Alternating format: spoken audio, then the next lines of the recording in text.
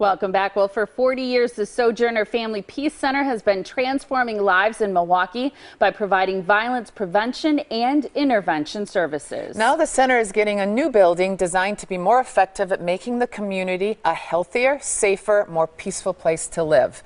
Carmen Petra is the executive director, and she's here to tell us all about the facility. Great to see you. Nice to see you. Good to see you. Thanks for having me. Absolutely. Yeah, and so tell us a little bit about this new building and this idea of a pathway out of violence.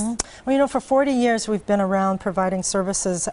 For the last 8 years we've been planning for this new facility, which will be opening up on the corner of 6th and Walnut. And it's a 72,000 square foot facility. It has 3 pieces. But what's new and different about it is we're bringing partners to the new location so that families have one place to go instead of multiple locations when you've been impacted by domestic violence. And what types of services will you be able to offer now that you have this new space? Well, we have our 24-hour shelter. We're going from 46 beds to 56. We have an education center designed to train professionals and young people. And then the partnership space where we'll have co-located the Milwaukee Police Department, the District Attorney's Office, the MPS. We'll have a mental health and wellness center, all designed to meet the needs of families impacted. And I know it's sad that we need the space, but it's really empowering, I think, for the women who end up there to recognize that this is just not a safe house.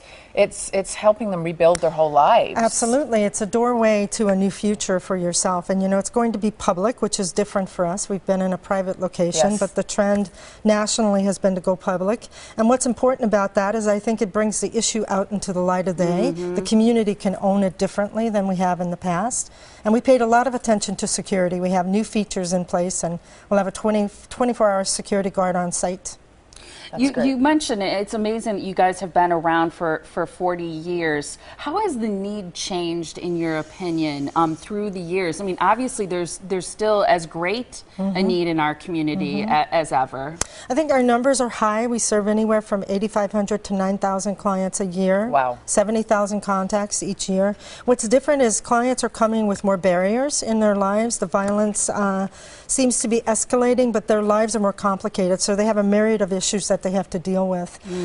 And I think people feel more comfortable coming forward now than they did 40 years ago. Which is good. And the facilities also have, think about the fact that these are families, these are women with their children that are coming to you. Absolutely. What we also hope to do is to do more prevention work. As a community, we really have to pay attention to children's exposure. You know, violence is not something you're born with, it's something you learn in your environment. So we want to do a lot more prevention, not just pulling people out of the crisis. And you've got some great events coming up. Can you tell us a little bit about those? You know, we have a fashion show April 2nd here, presented by Harley Davidson at Harley Davidson. That's cool. That's really Faze cool. will be with us. I know she's a frequent, she appears on the show frequently. Yeah. It's 5:30, April 2nd. We have great fashion.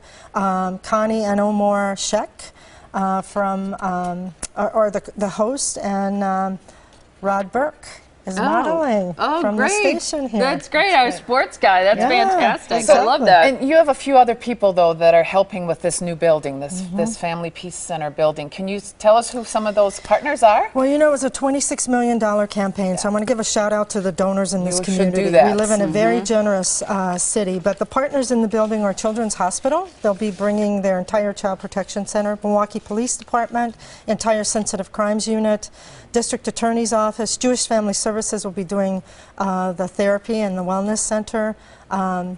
Project Ujima will be in the building, Wraparound Milwaukee, a myriad of partners designed to help families. It's so comprehensive. I mean, it's so that's what I love about what you're saying is, you know, it's not going from the police department to this, it is to get the help that you need. It's all brought to the people who are experiencing probably the most difficult time of their lives. Well, and that's why I like that idea of that metaphor as a pathway out of violence, because sometimes you have to take stops as you go along, because it takes, you know, it takes a village to help you be strong, and you've got one sort of all together in this building. So we brought the village to the village to this building, which is awesome. I think that's wonderful. I want to make sure everybody has the information about the great event that you just mentioned. You got to go check out Rod Burke walking the runway. That's happening on Thursday, April 2nd.